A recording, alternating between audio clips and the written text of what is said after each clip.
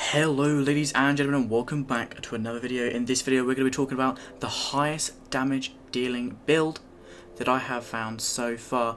I have got some inspirations from other YouTubers and some comments I have seen in previous videos, but without further ado, let's get over this. Okay, so this video will be a armor guide, but also a location guide, as I will be showing you the location of the 3 weapons I will be showing in this video. I do already have a video on the channel which shows you how to get the Brigadier armor. If you'd like to view that, it will show you exactly how to get it and why that it is useful. So if we look at the abilities of the Brigadier armor, it says increases the armor when surrounded by more than 2 enemies.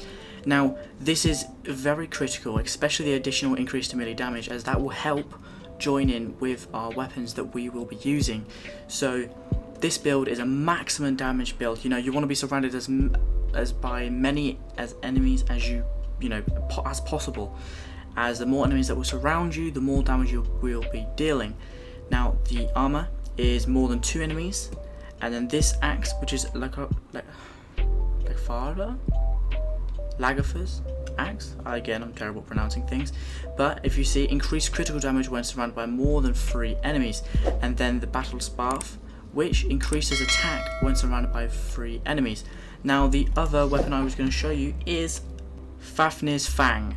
Increased critical chance when surrounded by 3 or more enemies.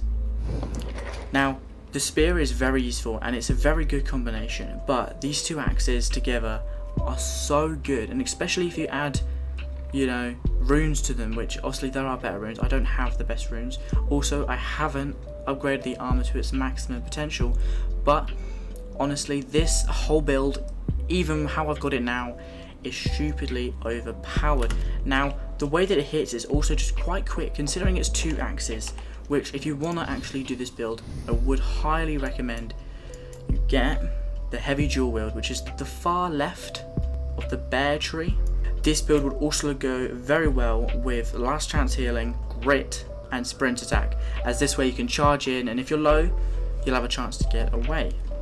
Now the way the attacks work, if you just look, this is all light attacks.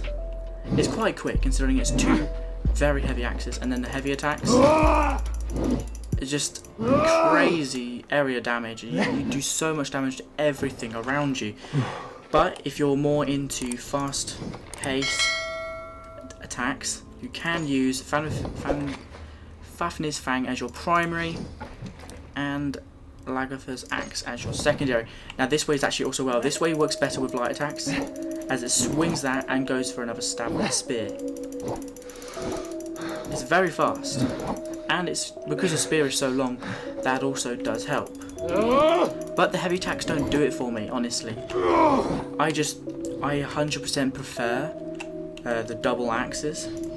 Now the Sparfa, or what is it called, the Battle Sparf, is located in Lincolnshire, as I've got it right on the map here, which is at St Helens Spring, right here. That is exactly where it's located.